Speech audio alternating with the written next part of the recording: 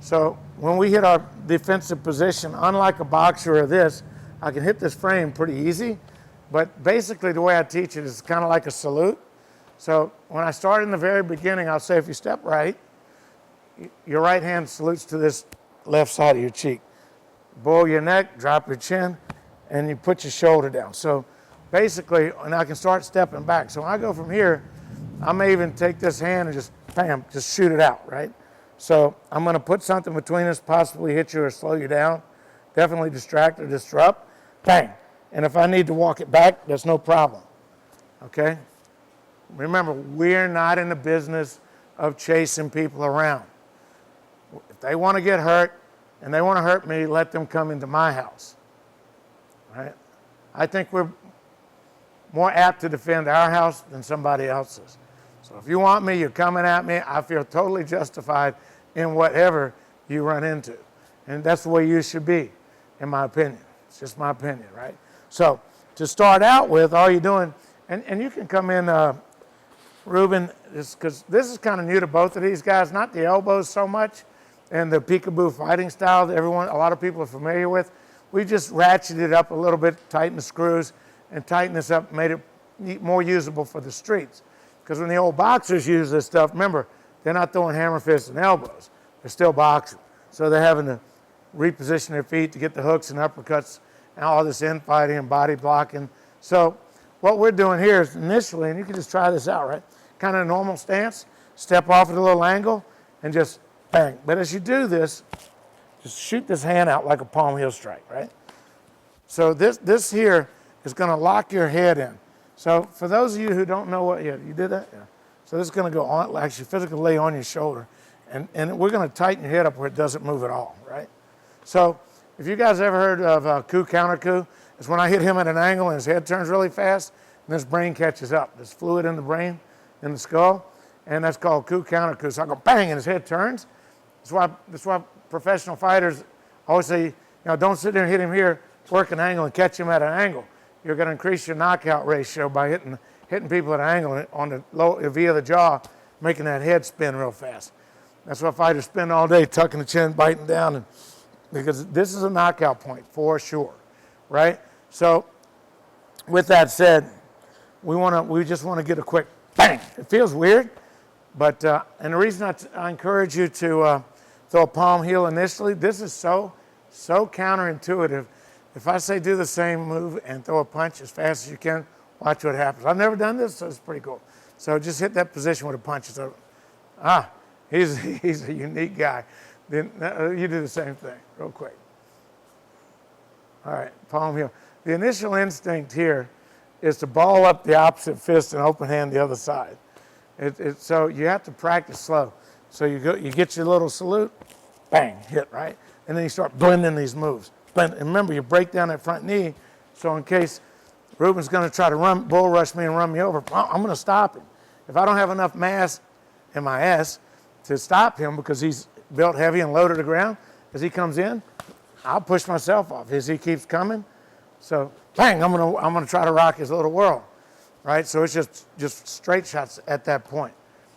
Elbows, knees, things that we haven't talked about yet. So, and if you're going to go to your left, it's the same step. Bang, right? Palm heel or bang, punch. Either one work, right? So we go through this, we break it down in little segments. So once we get to this point where I can punch and block at the same time, we're in good shape. Part two of the frame is if I go here, the other hand, I'm going to salute this side, the other hand's going to slide underneath. Never want to cross our hands and get stuck up and pinned. If he crosses his hands trying to frame, and you cross your hands like this somehow, he's open. He's been practicing and he's looking good, but if you ever get your hands crossed up, we have what they call trapping or pinning. Immediately, it screws him out of a whole lot of offense. So we're going to try to take that away as quick as we can, because I'll walk right around him like this. Just push, push. You can do that in a real fight too with boxing gloves on. So when you hit this framing position, you pick a side, doesn't matter. For whatever reason, I normally step back with my right leg because I like my power side to the back. Sometimes when I frame or have a weapon, I go the other way. So if I step back with my right leg, my left leg, we check the right side. So it's here, bang, right? And then I'll usually kind of sit back, but I'll immediately shift my weight back to the front ball of the front foot so that I'm here. I can stop a whole lot of stuff with this pendulum effect. I got hammer fist, and I can work regular punches, knees, whatever comes your way. So if we're going to step back with a weapon and we're right-handed, you right-handed? Right-handed? All right, so we want to get a weapon. So let's just say for a minute we block and then we hit hard frame. Typically what I do when a guy comes at me, I want to stop him and go for a weapon. Generally they're going to be here, around my hip or in my pocket. So as I step back, I'm doing this, trying to check you off once, pull out the weapon, and then I hit my frame, right? So this frame, this weapon's going to be here. So when I move to this side, I've got the block and my weapon. A lot of times I'll curl the weapon underneath my forearm. You don't even see it.